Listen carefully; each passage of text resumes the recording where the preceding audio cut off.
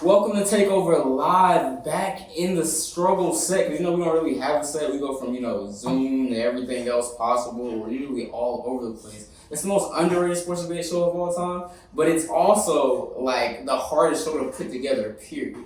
But, we back with another episode for you guys, and we back at it. As you already know, my name is Josh. My name is Deandra. I'm Cam, and this is Takeover. We play it all in night. Yeah, need it all in advance. The opposition know we're ready for it. Like a supper we eating, it won't be the last. Grind out the muscle, pull up. Park it right on the grass. We coming in, take over everything, run it up. Nothing holding me back. 3 in the wood, rushing. I don't like Dutch, don't even matter. You know I'm a face, and when I roll a paper, I like to go double. Run up a check, flip a W, make. So starting off with Wild Card Weekend, we saw a bunch of great performances from winning teams last weekend. Which team impressed you the most or struck you as something you haven't seen before? Sure. Well, first thing I'm going to say before I get into this is all the teams impress me because they're the best football teams in the world. All the teams impress me, right? These are the best football teams in the world. So they all looked very good. But the one that impressed me the most, the one that left me, truly inspired was the Baltimore Ravens. And here's why. One, Lamar Jackson finally got that monkey off his back. Now, I know everybody was talking like his story was already written. He couldn't win playoff games, but he just won a playoff game. And he didn't play fantastic. He went 17 of 24 for 179 yards, no touchdowns and a pick. He had 136 rushing yards, though, and he had that absolutely incredible 48-yard touchdown run that showed us the dynamicism, can't speak English, in his game. But on top of that, the defense is who really showed out. The Tennessee Titans averaged 30.7 points per game for the season. The Baltimore Ravens held to 13. Not only that, they took the rushing king, the first running back since Chris Johnson, I believe, to put up 2,000 rushing yards, shut him down for 40-something yards. That is insane, and it's something that we need to be talking about more. They also held Ryan Tannehill to 18 of 26 passing for 165 yards. So, in the end, they exercised all those demons, they got rid of them, and they played a complete game of football. So I'm actually agreeing with you, and I chose the Ravens as well because I'm thinking about how all the pressure was on Lamar Jackson about how he didn't have a playoff win, he can't bring his team back from behind, or he can't throw the ball. And I feel like all of that pressure and the criticism that was put on him was lowered, especially after the Titans game. And of course, there's still some pressure there because you don't want to be one and done. You obviously want to make a run for the Super Bowl. But now there's more focus on the team as a collective team, besides just putting all of the criticism on Lamar Jackson. And they went down 10-0, but they gave 17 unanswered points. And like you said, they held Derrick Henry to 40 yards. They held Tannehill to 165 yards. They're the number 2 defense in the league, number 6 against the pass, and the number 8 against the rush. And when you look at the game against the Titans, how they got down, at least in my opinion, was that they really got away from their identity a little bit. They were trying to force Lamar Jackson to throw the ball, but when they really got kicking it into high gear was when they allowed Lamar Jackson to do what he does best, and that's run the ball and throw the ball occasionally if need be, and that's how he got over 100 passing yards. And if Lamar Jackson continues to being the driving force for the offense and the defense keeps playing how they played against the Titans, I see nothing but greatness for this team in the future.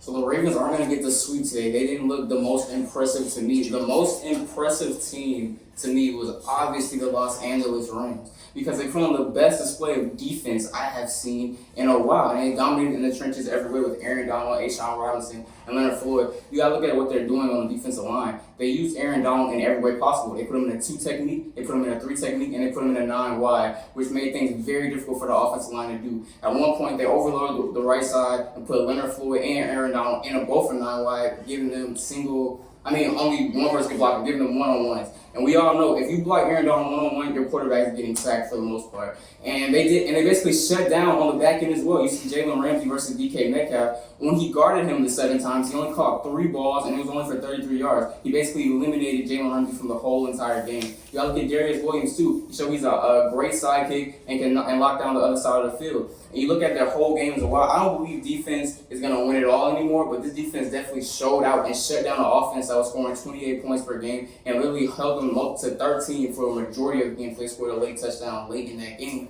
And they did it the old-fashioned way on the offensive side, too. You don't trust Jared Goff? All right, cool. We don't trust him either. So we're going to give it to our boy Cam Akers, and he's going to tote that thing. He ran for 131 yards, and they kept the game interesting. And I think what Sean McVay is going to end up doing and kept doing during this game was he was coming out in the same formation, but he was running different plays. It's starting to look the same, but it's different outcomes. He uses a lot of eye candy with the motion and a lot of things that the Los Angeles were able to do. And it ends up throwing defenses off. So even if you have a bad quarterback, you have a master schemer. So he can do anything he wants to do when it comes to the offensive side of the ball. And they have a big game coming up in Green Bay. And you telling me that, you know what I'm saying, I believe that Green Bay's offense has a lot of high power. But Seattle's offense had the same amount of power. So I think if Aaron Donald comes back 100% healthy, you get him against tackles who aren't as good, you still got Jalen Ramsey. Why couldn't they go in Lambeau and do the exact same thing?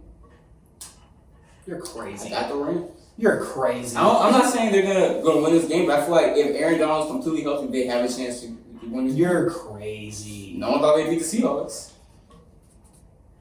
Or be in the playoffs. So staying with the NFL, there have been rumors of Deshaun Watson wanting out of Houston.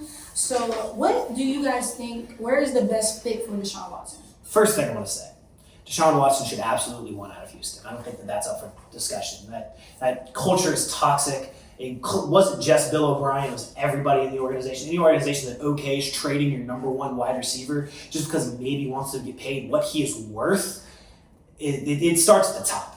So I understand why he wants out. Now the fact of the matter is, there are a lot of teams out there that should want Deshaun Watson because while some teams have quarterbacks that they think could become their franchise quarterback, Deshaun Watson already is a franchise quarterback. He's the forgotten one in the top 5 quarterback conversation that everybody loves to have. That being said, I think the absolute best fit for him right now is the San Francisco 49ers. And it's very simple. He needs to be surrounded by talent, as all quarterbacks do. A great quarterback, if he has no talent around him, is going to get wasted. So, what does San Fran have? Just the best tight end in the NFL in George Kittle, 2 great young wide receivers in Deebo Samuel and Brandon Ayuk. A multifaceted run game that dealt with injury issues this year, but with Tevin Coleman and Raheem Mostert are healthy, along with Jeff Wilson Jr., the guy that got introduced this year. They have a 3-headed attack back there. And they have a fantastic group of blockers up there with Trent Williams, Mike McGlinchey, and everybody on the interior. And put him in an offense with Kyle Shanahan calling the plays. Give Kyle Shanahan that shiny toy. Come on. It's got to be San Francisco. I agree with most of those points, but I feel like Deshaun Watson is a quarterback who doesn't really need that much because he's that special. He led the league in passing yards with the roster they currently have. They were 4-11-1. Yeah, they had no defense, but the team that does have defense and would be the perfect fit for them is the Indianapolis Colts. I know they just got done with Phillip Rivers, but I feel like he's old, he's aging, he's going to be out of there. Watson's past issues have been with the offensive line struggles and having absolutely no defense. Indianapolis offers them both of those. You look at the receivers Hills have, they got T.Y. Hilton and Michael Pittman. Not to mention, we have a run game with Jonathan Taylor, who finished 3rd in rushing and was 7th in touchdowns this year. So you give him a pass game, you give him a run game, a good offensive line, you're in business. And you also, in the Colts defense was stout too, with Darius Leonard and the rest of those guys back there. They made a whole lot of plays last year, and I feel like they'll do the same thing with a special quarterback like Deshaun Watson. So I like both of you guys' picks.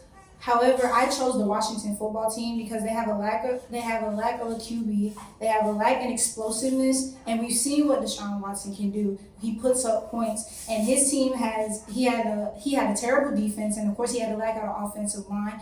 And I feel like with the Washington football team having $47 million in cap, they can add to the offensive line, they can add to receivers, and if they're trading picks away, they would have to be very precise in their picks that they go with in the draft. But like I said before, Deshaun Watson can put up points. And with the Washington football team, they were already a playoff team this year, and I believe they will be improving. And they have a really good defense. And I feel like we've seen what Deshaun Watson can do with the lack of everything that he has on his team now.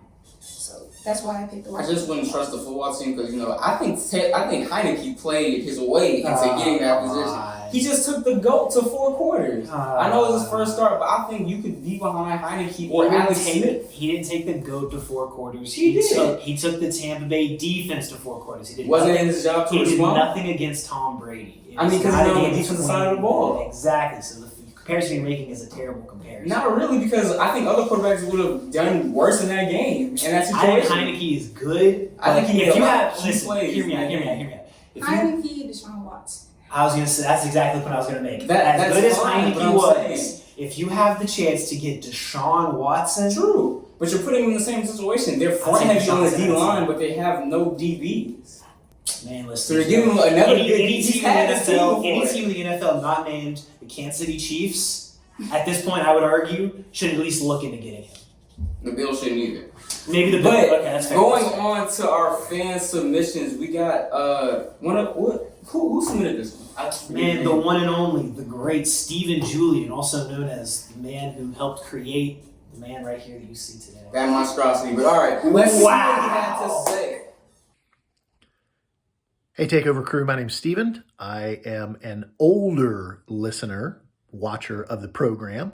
Couple of things. First of all, I like the wisdom you had on the show.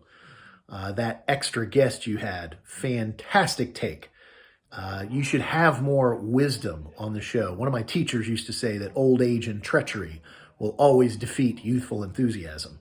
Secondly, my take is an extra take on the thing you talked about of LeBron's comments. The one thing that wasn't brought up in that is that, the greatest of all time don't complain in the media. The greatest of all time don't tell you how hard it was to do something. They just go out and do it. So all the other greatest of all time, they don't talk like that. Maybe after their career's over, maybe when they're reflecting on the past, but they don't do it in the midst of it. So LeBron, shut your mouth and go out and keep proving it if you want. But if you want to keep complaining, I'm going to stop listening. Second big take is based on what's behind me. Why don't you guys ever talk about baseball? It is America's national pastime. Maybe not its favorite sport, but it is its favorite pastime. Keep up the great work, and I'll keep watching. All right. Okay. To respond first about the whole LeBron James thing, talking about how he's the best, I feel like the media has put everything that LeBron does is put under a glass. Every good thing he does, they find something wrong with it, especially guys from the older generation. Every bad thing he does, y'all harp on it so much that he can't do anything. If I was LeBron James, I would talk as much crap to you guys as possible. I would make sure you guys hear my name in every sentence, everything I talk about, because I stay in you guys' mouths all the time. So LeBron talking about I'm the best. I mean, where can you say he's wrong at that? I mean, you might not think he's the GOAT, but he continues to prove why he looks at himself in that stature. Every time people have counted LeBron James out, he's continually proved why he should be in that position, why he should be chasing the GOAT every single time. So I don't have a problem with him talking because he continues to back it up every single season he plays. All right, so I like what you said about how the GOATs just go out there and they don't complain about it. They just go out and do it, because that's something that I apply to my life, not just in sports. So I do like that, but I don't agree with trying to compare LeBron to the GOATs of the past, because of course it's different eras and two totally different situations. Plus, you can't expect LeBron to be like everyone else. So you look at Jordan and what he did, or Magic, or Bird, or Kobe. I don't agree with comparing him to them, because they're totally different people. He's on his own separate journey, just like Kobe, Bird, Jordan, and everyone else was. So you can't expect him to do the exact same things they did. And as a matter of fact, I wouldn't want it any other way, because can you imagine LeBron doing the exact same thing Jordan did, the exact same thing Magic did, and Bird did, or whoever you so choose? We would just watch the same thing every single year. Like, if every player played the same way, it would be so boring. So we wouldn't have anything to argue about. We wouldn't have anything to discuss. So that's my thought on your take. I think if Jordan had Twitter, he would have went insane, and so would Larry Bird. But you could go ahead. Jordan would have been canceled in the modern era, because exactly. That man stayed out till 5 a.m. There was no Twitter when Jordan was out. Go ahead. I see what y'all are saying. In the end, I think that in the modern day of media, where everything is a news cycle and everybody has a podcast and everybody's doing 5 interviews a day, eventually something like this is going to be said, and I respect the confidence that LeBron has to say that, because I guarantee you, as he was saying that, he knew he was going to get pushback. He knew people like my dad or your dad were going to be looking at this going, there's no way, he's an idiot. And plenty of people were going in the Twitter mentions and kept telling him to kill himself probably, which is terrible. Nobody should ever do that. But I don't think, I feel like people blow it up to be a big deal, like you said, because it's LeBron. LeBron is the most scrutinized athlete ever. There's never been anybody else. Jordan got a 10-part documentary. LeBron's going to get a 15-part documentary when he eventually retires, because everything that he has done has been filmed. He had a documentary come out about him in high school. People didn't really know who Michael Jordan was until he showed up to the campus of UNC and hit a game. I have that movie. Exactly. So it comes with the territory, and I respect LeBron because he's never run from this responsibility. He's never complained about being so scrutinized, at least as far as I know. He's never really. The only thing he's ever really said is what he has said here, where he has said, "I believe I've won the 2 greatest finals," which he's entitled to his opinion. The fact that he's talking about himself seems a little egotistical to an extent, but I can understand it because he went through it. And he knows. Like, we don't know what it was like in the bubble. We weren't there. We don't know what went on behind the scenes. There might have been, tumultuous relationships or whatever. So he's entitled to his opinion. I just say, go out and continue to prove why you think you're the GOAT. And to address the baseball comment, okay. So I know there's been multiple shots thrown. We don't really talk about baseball. Spring training starts February 15th, by the way. Yeah, I did see that comment. But as a whole, I feel like it would be a fault on me as a creator of the show not to guide what most of our audience listens to. And if you look at our past videos, our audience is geared towards college football, NFL, and NBA. And so we've grown a following off of those 3 things. So I'm not saying we couldn't switch it up, because we have to do the most relevant topics, and I feel like I do my job as picking those relevant topics. But baseball is something that we will talk about, but it's just not what our audience views the most. You know what I'm saying? Well, to be fair, we've only ever had one topic about it, so we can't really make a judgment off that. It's a very small sample size. But I understand what you're saying, in that unfortunately baseball has become, in terms of national attention, probably the 3rd sport in America behind football and basketball. So listen, I push for it. All right, I'm the resident baseball guy. I've made suggestions, but in Cam's own words, I got to give him at least a week to research this. So. It's a little shot there. It's all right. That's all right. You said it yourself. I'm quoting you. Okay, It's no shot. It's just information. It's a shot. Facts don't care about. We'll chill on it. We'll chill on it. So that's gonna end our episode. Do you guys have anything to say? No, I'm good. Keep sending the takes, all right? Because we've seen a bit of a slowdown. We had a bit of a backlog, which is why my dad said this take in about 3 weeks ago.